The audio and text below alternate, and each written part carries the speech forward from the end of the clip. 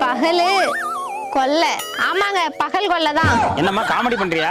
இது சாதாரண முட்டை இல்லைங்க, மூலிகை முட்டை. அப்படின்னா ஊர்ல உள்ள கோழில என்ன திங்கும்? அரிசி போட்டா திங்கும். நாங்க அத கூட போட மாட்டோம். அதான் உலகத்துக்கே தெரியுமே.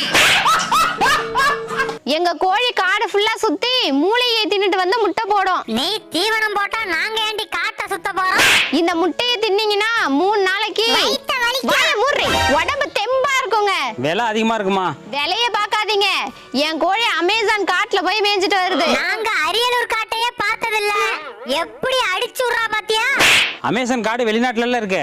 அது வெளிநாட்டுல தான் இருக்கு, ஆனா அங்க இருக்க மூலிகை செடியை கொண்டு வந்து இங்க வச்சிருக்கேன். அமேசான் காட்டில் வெட்டி எடுக்கப்பட்ட தரமான உருட்டு.